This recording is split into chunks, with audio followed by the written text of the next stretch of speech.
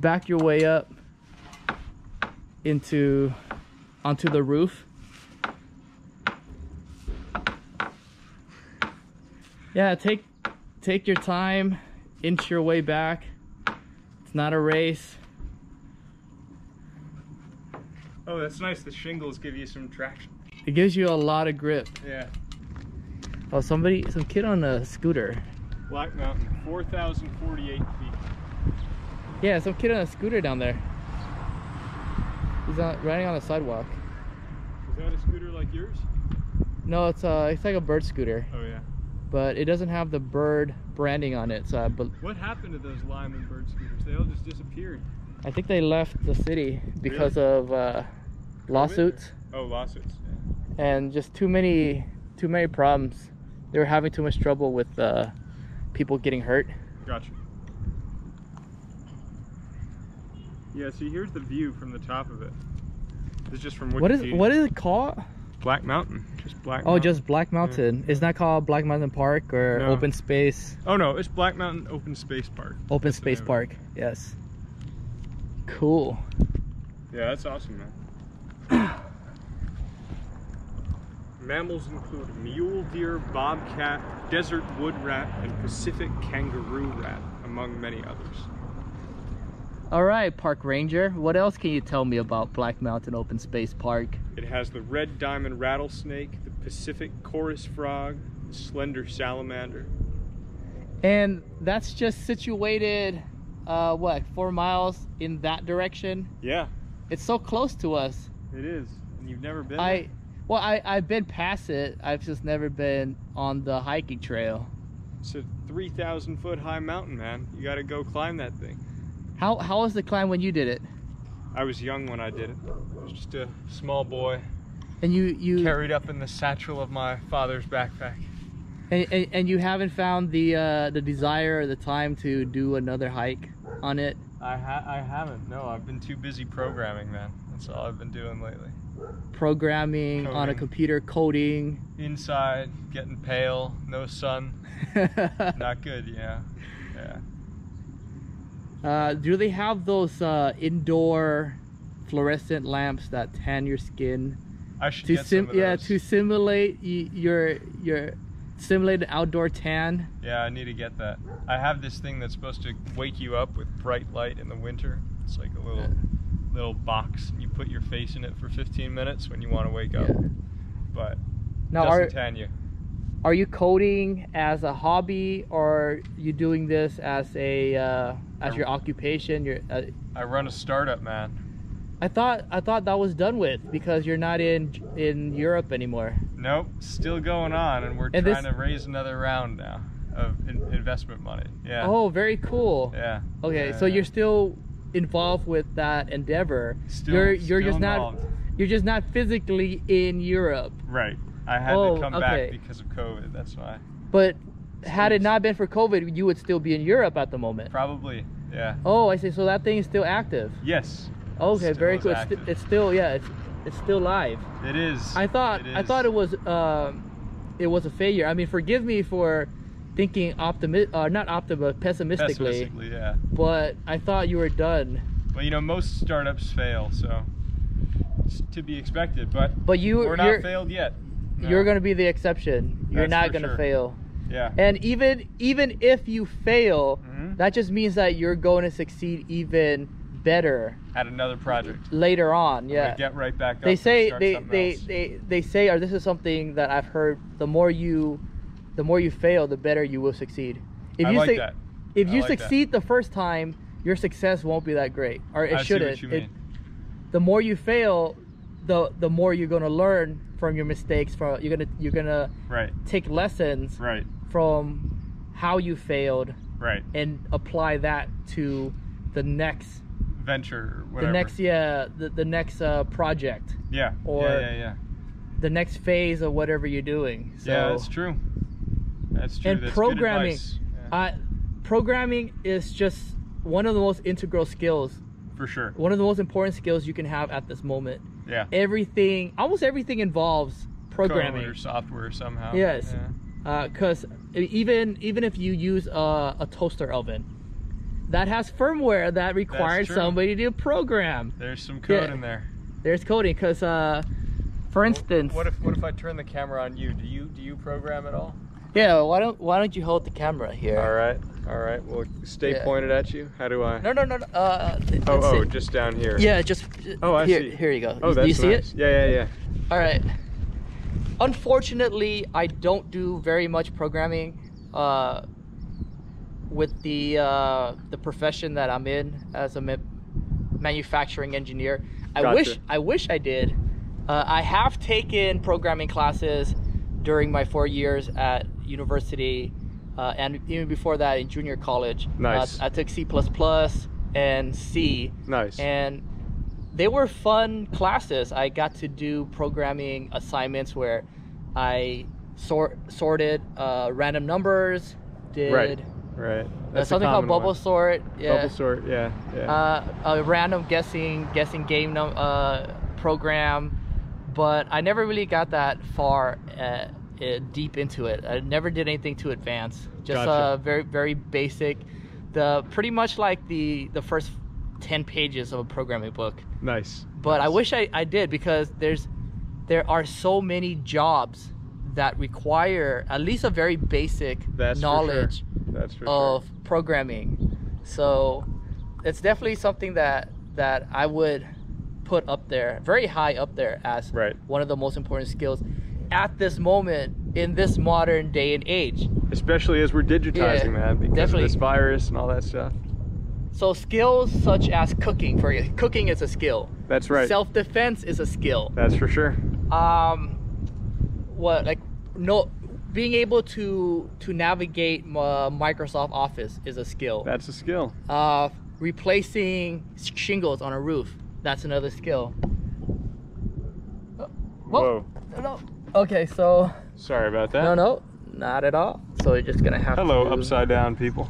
Turn it like that. Okay, so that should be good. Yeah, so you're gonna want. I was just trying to show the roof. Like that. There you go. How do I show the roof? Oh, no. If you want to show the roof, go like this. Oh, I see, and it'll tilt itself. Yep, that's it. Oh man, nice. And then go down and up. Yeah. And if you want to reset it, just hit this button right here. Got it. Oh wow. That'll reset the gimbal. Nice. All right.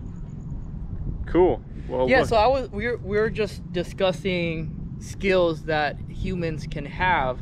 So laying roofs is a skill, you were saying. Yeah, a home improvement, working as a handyman, would be a skill. Right. But if I were to rank the skills that are the most important to humanity, right, and not just lucrative, it is a lucrative skill. Yes. But in terms of how crucial it is for the advancement of humanity, that's for sure. Programming and coding would be right up there, like at least in the top 3, if not the very top.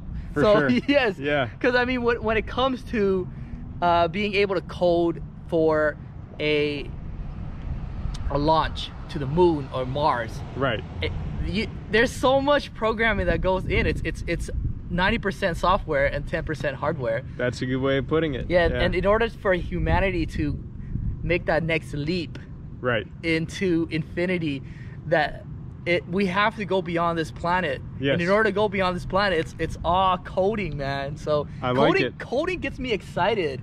You're very enthusiastic. No, it's something that makes my blood flow. I see what you mean. Even though I can't do it really well, sure, I'm rooting for it, and I have the utmost respect for people who can do it. Nice. And yeah, it's thrilling. It's something thrilling for me to think about, because I mean, there's nothing more imaginative than going beyond the confines of this planet. I like it. And so you're gonna go work for Elon Musk? And no, I'm not gonna. I want to, but I don't think I qualify. Well, maybe Boeing will get there too. Yeah, on a smaller scale. Unfortunately, I wish we could lead instead of follow. And just be on the same parallel path. I see. I think I hate to admit this, but I think SpaceX is actually it's gonna win. No, it's actually ahead right now of Boeing in that space department. I'm in Boeing commercial. Got it. But Boeing Space and Boeing Defense. Is that where you're gonna work your way up to, Boeing Space? I have a lot of enthusiasm for it, but I never really thought about that. Got it. Yeah. Got it. It's more of just being able to root for it from a distance. It's like you might never be able to play as well as LeBron James, but you still want him to score the most points possible, break the all-time scoring record, break the most 3 points shot in a game record. You still root for him to play really well, even though you may never, and you most likely won't ever be able to play at that level. So that's kind of how it is for me. I want to root for programmers and coders to get us to the next level, and not just beyond space. There's a trillion applications of coding for sure here on this planet. I mean, on Earth. Look at this camera. Look at this gimbal. Yeah, it's a gimbal. Somebody had to program the gimbal, and somebody has to program the firmware in this camera. That's right. I know that for sure because every so often I update this camera with the latest and greatest software programs, and that's what's happening with Tesla. Their cars are constantly getting updated over the air. They say Tesla is the first car that's a software product and not a hardware product. And I know you're an enthusiast in electric vehicles as well, right? For sure. Yeah. What do you? I have a question for you. I actually drove here on one. Yeah. What is that? That's a Spark, right? Chevy Spark. That's a Chevy Spark. That's a right down there. It's a cool little car. It's compact and. That's an awesome little car. It doesn't. Can you zoom on this? It doesn't. No, you can't. Not on a GoPro. Gotcha. It doesn't look like a speed demon, but it's pretty fast actually. It's pretty fast. Yeah. It's got that electric torque. Yeah. It's deceptively fast. Yes, for sure. All right. I want to ask you, Sebastian, what do you think about what's happening with Tesla and their stock evaluation? Split? No, I mean not even a stock split. They have a higher, not just a higher valuation than the biggest name in automobile manufacturing, Toyota, which is Toyota. Right. They actually have almost double now the valuation because that's crazy. Yeah, can you believe it? Within what is that, 15 years? It's hard to believe. It's hard to believe. The legacy automakers have been around for over a century. Yeah. Now this brand new player in the game, 15 years ago, is more than everything else combined, right? Right. I don't know exactly for sure, but if I were a betting man, I think it's about or greater than all the valuations of all the legacy automakers combined. I think you're right. That's just mind blowing. It's beyond ludicrous. I think you're right. Yeah, it's beyond crazy. It's beyond insane. It's beyond ludicrous. Yep. And it's about to be beyond plaid. Yeah. Well, I mean, I'm surprised. At the same time, I'm not surprised. If I had known, I wouldn't have sold my Tesla calls. I was betting big on Tesla, and then I got spooked when COVID came, so I lost money, and I shouldn't have sold. No, you should have. That you made the right decision, because when COVID was around, it went down to 400. Right. Or 500. Right. From its high at 900, but. You should have, and we all should have bought at the bottom. At the bottom, yeah. Not even at the bottom. No, just I would on have the been way happy. there. Yeah, I would have been happy had I bought it at 1,000. Like, yeah, me too. Or on the way up, right? Yeah. Yeah, no, it's crazy for sure. I couldn't expect it so much. But you know what is true is that software is what makes Tesla great, and Tesla now has the most data of any car company for autonomous driving, and that's the next frontier because they've been collecting millions of hours of autonomous driving footage across the world on all their Tesla cars. So they have the biggest database for their AI and machine learning systems to pull from. And that's going to make Tesla succeed, where other automakers are going to have a really hard time doing that. Yeah, wow. Yeah. It's going to be a paradigm shift, man. That's what I expect. Now, would you be interested in acquiring a Tesla for yourself? or is that kind of out of the question at the moment? It's a bit out of my price range at the moment. At the moment, all my money's in my startup and in what I'm trying to do. But maybe someday I'll have a valuation like Elon Musk, and then I'll buy a Tesla. You buy multiple Teslas? Yes, I'll buy a whole fleet of them. How many would I get? Them. I'll give you 3.5. You get 3 full-time and 1.5 part-time. The GoPro Hero 5 is a very small investment. Exactly. For a very big return. If this pays off, yeah. Possibly a few decades down the road. Exactly. You got it. This might be my very best investment ever. Who knows? We'll see. Converting a GoPro Hero 5 into a car. Hey, that's magic right there. That's compound interest. Yeah, and maybe 20 years from now, Tesla will have what, the Model 50. Yeah, they'll have the Model 812. Yeah, that's gonna be able to fly to the moon. So. Okay, all right. I'll buy you a Virgin Galactic ticket too, if I can afford it. You know Virgin Galactic? In 20 years? Richard Branson. Yeah, they have this thing that they just built for commercial space flight. So now you can buy. And that's going to be to the planet Jupiter. Maybe by that point. Yeah, because right now they're proposing a flight, a return, a round trip flight to the International Space Station. Gotcha. But in 20 years, it might be to Neptune. Might be a lot more. Yeah. Wow. Jeez. I'm getting tingly just thinking about it. Me too, man. Yeah. I'm optimistic. It's going to be a good future. Yeah. All right. On that note, by the way. Which one? I have to go pick a returnee up from the airport. Yeah. Well, let me just say this. So that was just a short conversation with my good friend Sebastian. However you pronounce it. Just one of the most intelligent, one of the smartest, and one of the people who have made some of the best decisions in his very short, or very young, at a very young age in his very short life. I mean, what are you, 19 now? Barely 19. But he is already one of the co-founders of well, at the moment, not so successful startup. But according to investors, their valuation is 1.25 million. Give it some time. So, this guy's name is gonna be synonymous with billions. So that's the hope. Yeah, in what is it, in the early 2000s? Yes. Jeff Bezos, he started Amazon out of his garage. Right. And nobody knew his name, and he had hair back then. Right. And now. Yeah, now look at where Jeff Bezos is. Right. And then Elon Musk was about 15 years ago. That's when he started. Right. And so the year 2020.